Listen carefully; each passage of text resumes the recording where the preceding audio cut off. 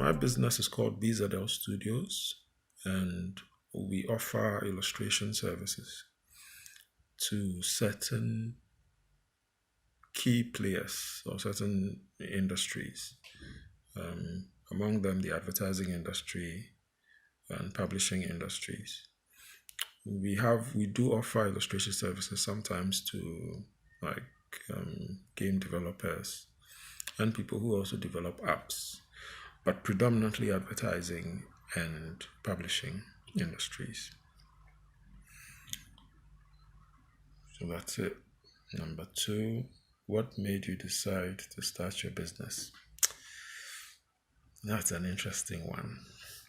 I started my business more out of a passion. So even though I didn't train to be an artist, I'm trained as an engineer. I went to university and studied engineering. Upon completion, I did a few months stint as a trainee engineer. Realized that that was not really what I wanted to do. I had always dabbled in drawing and art. That's something that has been a constant in my life since I was 4 or 5. And somehow I found my way back to it. Transitioned, changed careers at that point. Did a bit of freelancing for about 4 or 5 years, and then after a while decided that it was time for me to take it a step further. So I set up the studio. I set up BZO Illustration Studio, and it's been going on since then. So it's more a matter of turning my passion, what I wanted to do, into a business, a viable business that could actually pay the bills. What role do you play in your business? Oh, that's easy. I'm the founder and creative director. So creative director, as the name suggests, you give creative direction to every project that comes to the studio. But because it's a pretty small company, I play a lot of other roles that in a larger company other people would play. So I'm a creative director, but I'm also the one who makes sure that projects are delivered on time. And I'm also the one who is responsible for outsourcing if we need to get the expertise of someone who is not working with us directly, and anything and everything that needs to be done to make sure that we meet the deadlines that our clients give us. What is it about your product or service that makes you stand out? I think that illustration generally in Ghana, or the industry, is very small, and so we are one of very few, and so that makes us stand out already. It's an industry that is now growing. It's something that people, even in certain industries, are now becoming aware of, that is available in Ghana. And so just by the mere fact that it is such a young industry, I think that we kind of already stand out among a certain group of people, or amongst a certain group of entities. But if there is one thing that I think is different about BZL Studios, I think it's the fact that we tell stories. We are not just artists for hire. We are people who can actually tell a story visually, using artwork, using illustration, and I think that's something that has consistently run through all of the projects, or most of the projects that we've handled. So I think that the idea of converting something into a compelling story is something that is quite unique to BZL Studios in Ghana. What do you feel are the main environmental challenges running a business in Ghana? Yeah, the challenges that we face. Well, I'm glad you've split it into two. There are the government policies and the societal conceptions. And so on the government side, obviously there's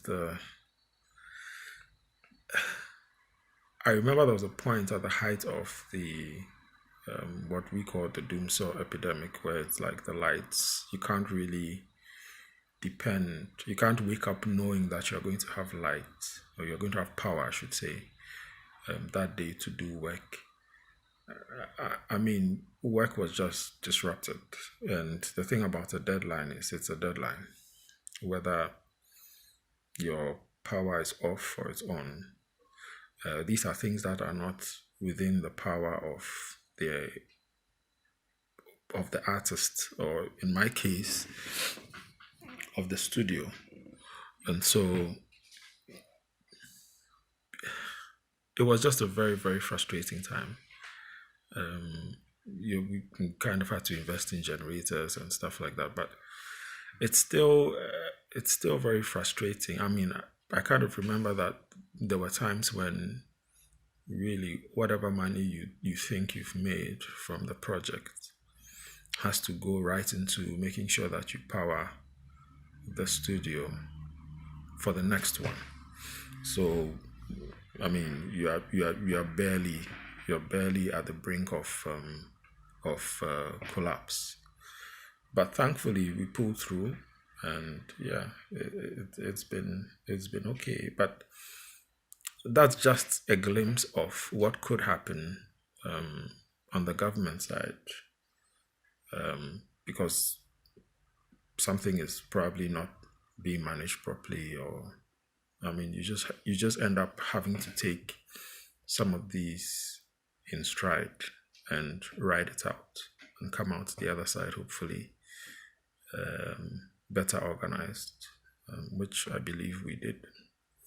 On the societal side, just the mere fact that people don't even know about illustration, and more often than not, what happens is that when a client calls you, you kind of have to also educate them about what it is that you provide. And then beyond that, even justify why you are charging a certain amount, because some of them don't see why you are charging a certain amount for drawings. That's how they see it. They don't realize the effect that it's going to have on the brand and stuff like that. And it's a bit difficult. It's a bit difficult sometimes, because people's mindset about what we do is that it is tailored towards children only, or that it is not very important.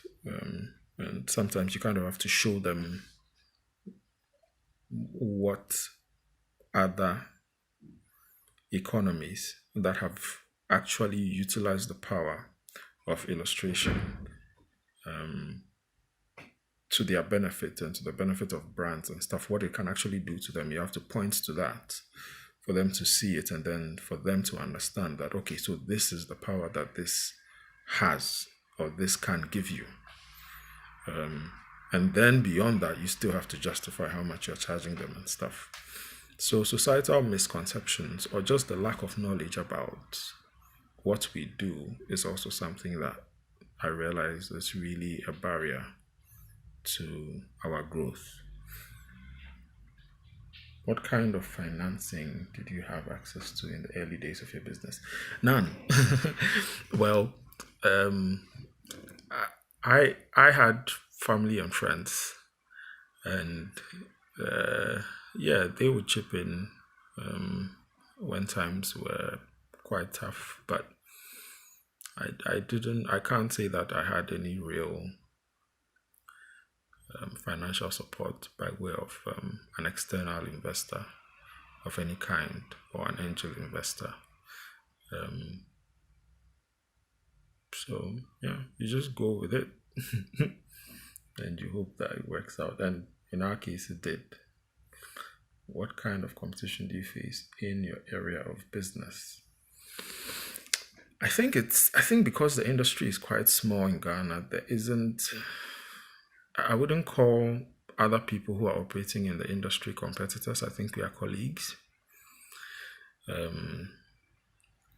So if there's any competition, it's more about the people outside, if I should say, like the entities that are outside of Ghana. And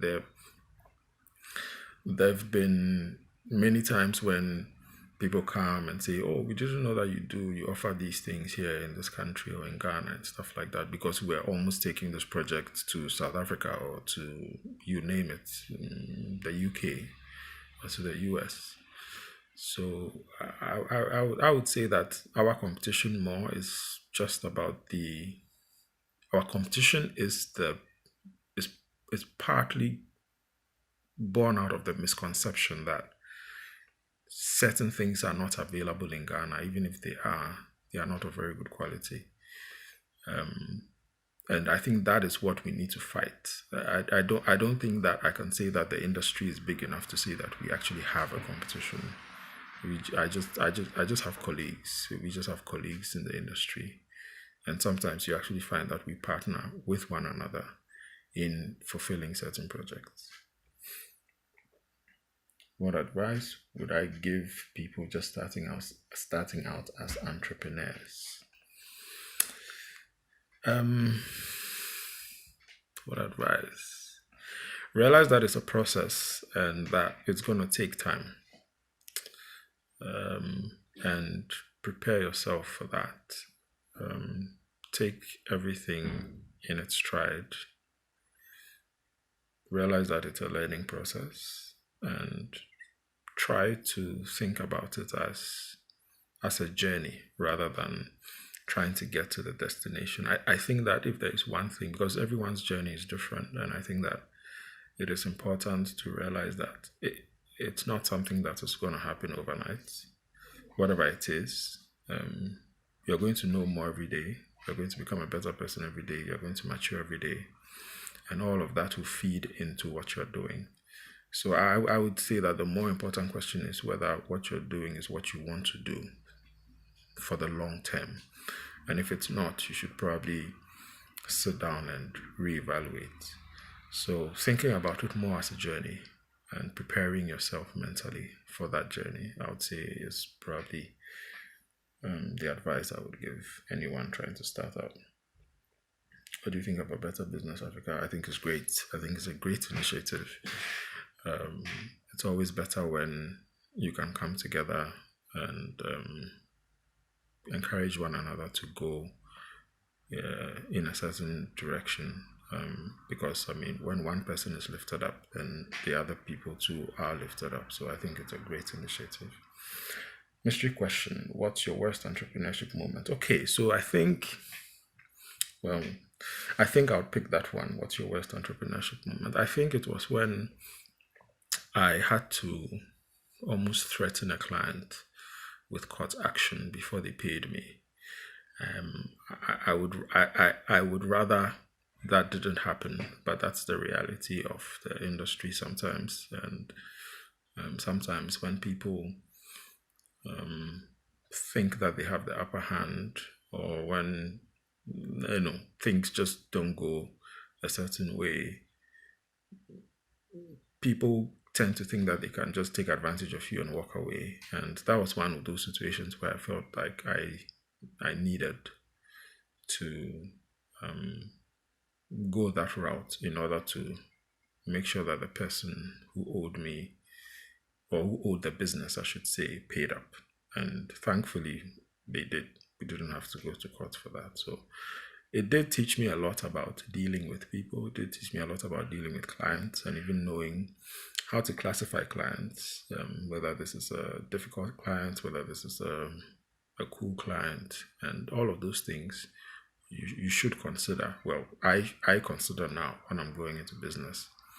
with any client, and it was an invaluable lesson, even though it was born out of a difficult place. So that's it for me. Thank you very much.